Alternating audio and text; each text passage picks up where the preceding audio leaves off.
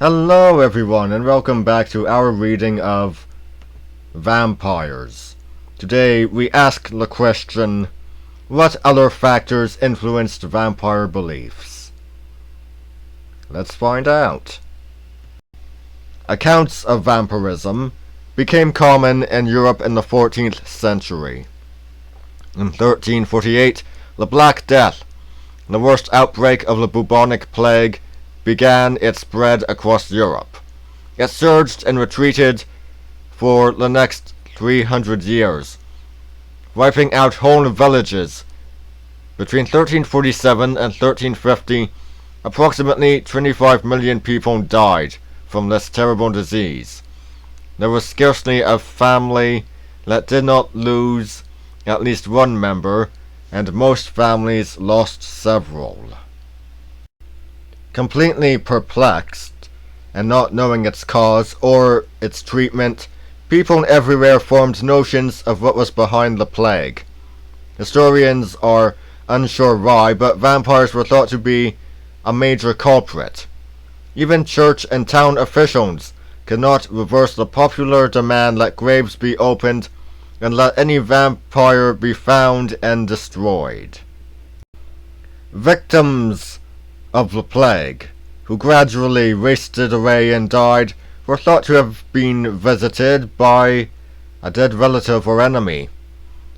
In these cases, the person in the village who had died most recently under extraordinary circumstances, such as murder, suicide, accident, or at too early an age, would be the suspected vampire. If that person had some relationship with the earliest victims of the epidemic, the suspicion increased.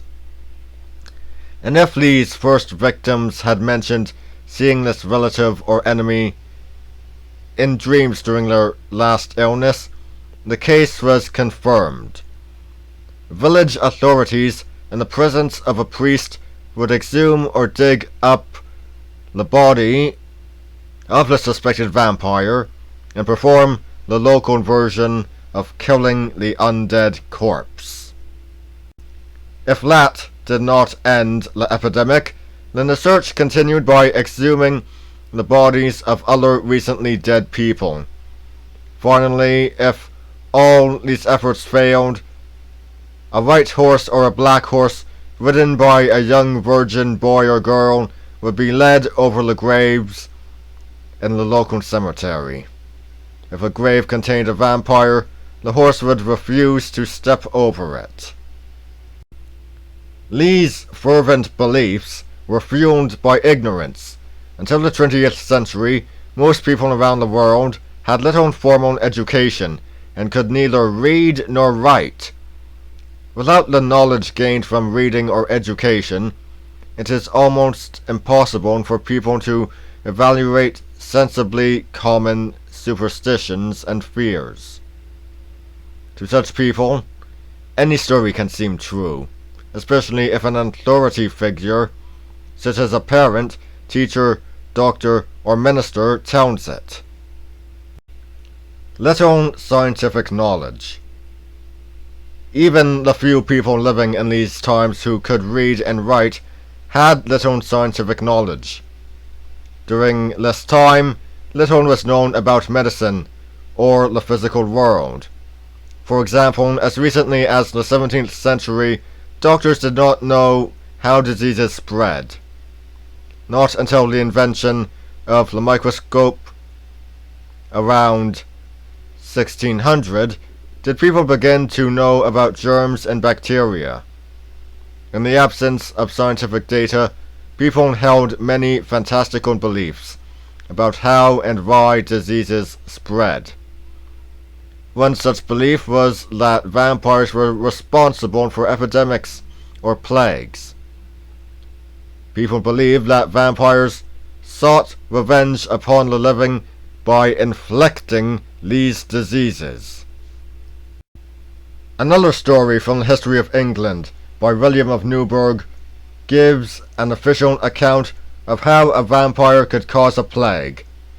A wealthy squire who lived in Berwick-on-Tweed in northern England died and became a blood-sucking creature known as the Burrick Vampire. At night, he would exit his tomb and wander the streets, causing dogs to howl and yelp. The air became foul from his decomposing body, which caused a plague.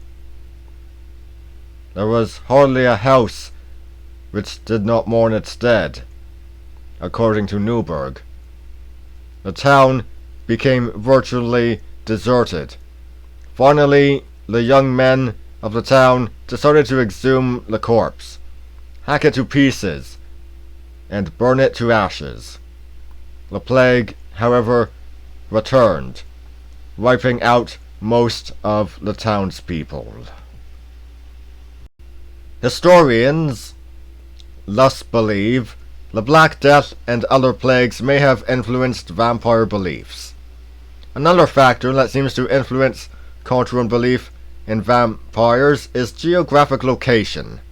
For obscure reasons, Eastern Europe seems to be an area rich in vampire mythology. Bram Stoker, author of Dracula, the best-known novel about vampires, set his tale in the Carpathian Mountains of Transylvania, the land beyond the forest. It was a fitting choice. This area is currently part of Romania, one of the countries of Eastern Europe, which also encompasses Greece, Albania, Bulgaria, Yugoslavia, Hungary, and the Soviet Union. Here, most people are peasant farmers or craftspeople. In terms of urbanization and industrialization, these countries lag far behind the rest of Europe. People live by their beliefs, and by the time-honored customs and rituals of their forefathers. The belief in the vampire has always been strong among these Slavic peoples. In Dracula, Stoker warns the reader about the eve of St. George's Day on May 3rd. On this night, the forces of evil, including vampires, have complete sway over the earth. In the novel, Stoker has faithfully reflected an actual belief, widely held by people throughout Eastern Europe. Another crucial day was St. Andrew's Eve, November 29th. On both of these nights, people should not be out for any reason. Doors, windows, chimneys, keyholes, and livestock should be rubbed with garlic to keep out vampires and other evil forces. In the beliefs of Eastern Europeans, there are numerous ways people can become vampires, although stories rarely report that a vampire's bite will turn the victim into a vampire as well. One Greek monk's account from 1888 does assert that the bite makes its victims like itself, so that it gathers about it an even larger train of followers. In addition, sinful acts such as murder, perjury, or suicide might cause someone to become a vampire. Innocent people too could become vampires. A murder victim might return as a vampire seeking revenge. Someone who died young might return as a vampire to somehow extend his or her life. In Bulgaria, a person born with a hair lip or with only one nostril was thought to be a likely vampire. In Greece, where most people have brown eyes and dark hair, a person with blue eyes or red hair was thought likely to become a vampire after death. In Romania, the seventh son of a seventh son was a vampire prospect. These cases seem to point to a general rule. people tended to believe that anyone who was somehow different was a potential vampire. In northern climates, where most people are blonde and fair, a swarthy person may be suspect. In the south, just the opposite is the case. In some places, it was forbidden to eat the meat of a sheep that had been killed by a wolf for fear that the person would become a vampire.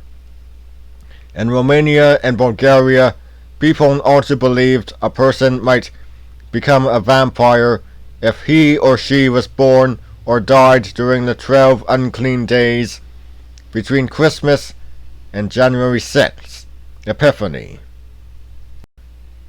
The following 19th century account from Bulgaria reveals other aspects of vampire folklore. Fervent beliefs. A couple was married for 30 years. During all those years, the husband was always absent from home at night. In their neighborhood, animals frequently died mysteriously, completely drained of their blood. Finally, people connected the wife's complaints to the animal deaths, and the man came under suspicion. When he was found to have only one nostril, the villagers were convinced that he was a vampire. They formed a mob and burned the man alive. A widespread belief in Eastern European folklore is that a dead person may become a vampire if during his wake, visitation, or funeral, a cat jumps over his coffin. In other versions, the cat is replaced by a hen. Friends and relatives are stationed to watch over the coffin at all times until burial.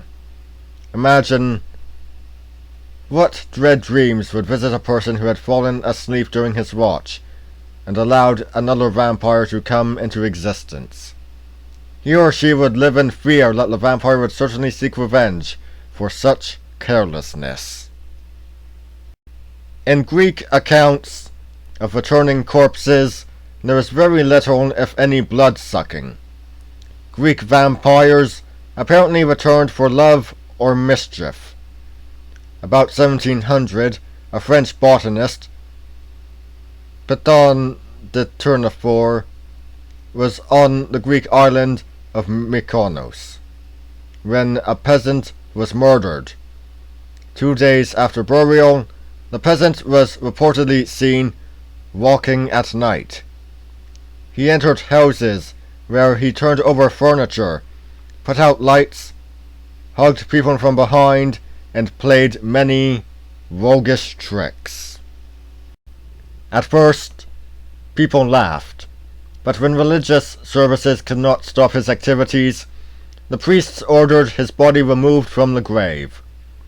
The old town butcher was ordered to remove the heart, which he looked for in the peasant's belly, until someone suggested higher up.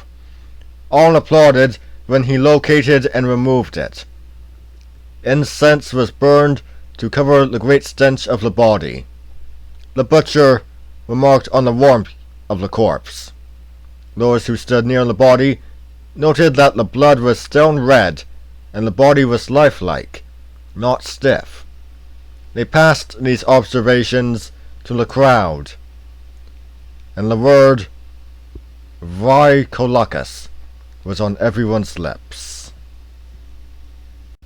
Tournefort remarked, "We scientists could see that the red blood was nothing but a bad-smelling slime." Finally, since the mischief continued even after the heart had been burned, the entire body was again exhumed and burned on a pyre covered with tar. The complaints of the vampire's activities ceased after that.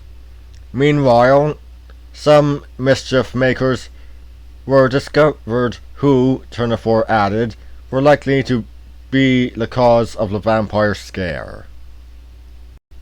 Not everyone believed in vampires. As this anecdote hints, not everyone in the 18th and 19th century believed in vampires. Some tried to educate people and prove that vampires were not real. One of these was the French priest Dom Auguste Calmet. Calmet wrote a book called A Treatise on Apparitions, Spirits, and Vampires, which was published in 1746. He noted that, curiously, vampires seemed particularly to infest Slavic countries.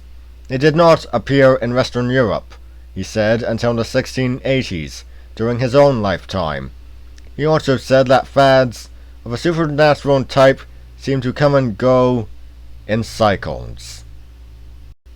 Sometimes it was a rich craze, but recently, for about the last 60 years, we have been witnesses of new extraordinary incidents in Hungary, Moravia, Silesia, Poland, and those places we are told men dead for several months return from the tomb, speak, walk about in hamlets and villages, and injure men and beasts whose blood they drain, causing illness and death. The only cure for these horrible attacks is to dig up the corpses, drive a sharp stake through the bodies, cut off the heads, tear out the hearts, or burn the bodies to ashes.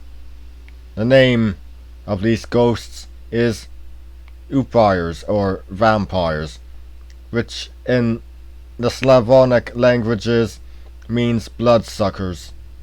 The details of actual cases are so well attested and legally documented that it seems impossible not to accept them. Calmet seriously wondered about whether vampires existed. He instinctively thought that there was no such thing. For my part, I think the whole history vain and utterly without foundation.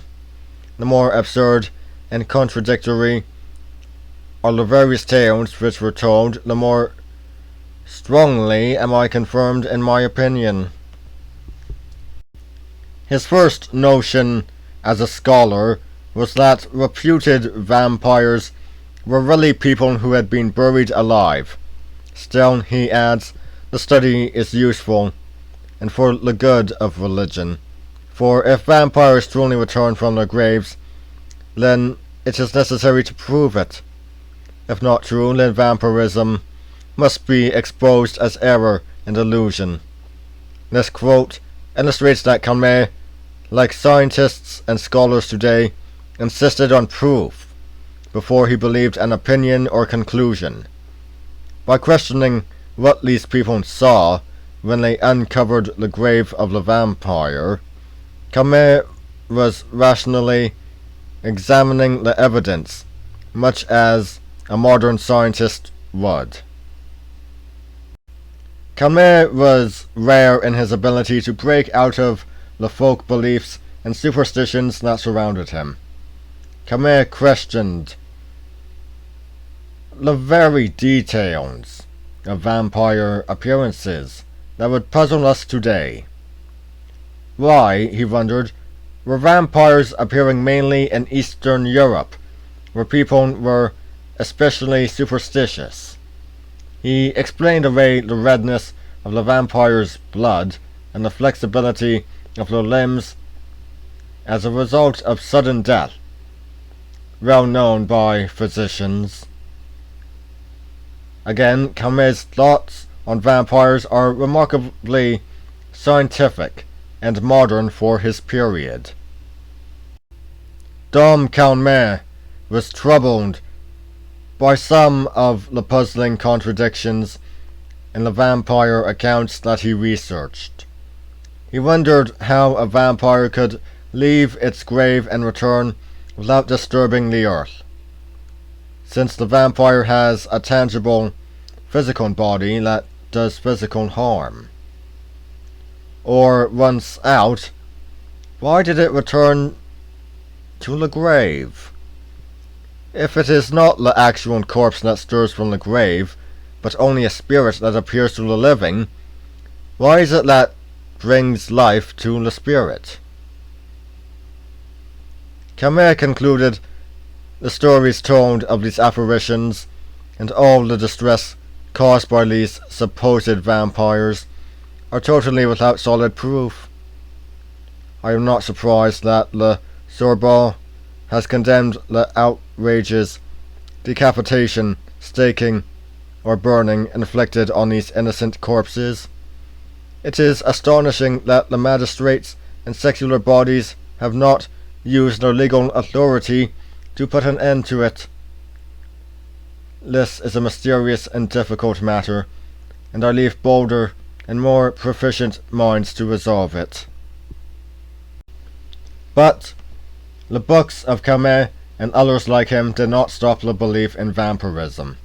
Between 1690 and 1725, the superstition spread throughout Europe.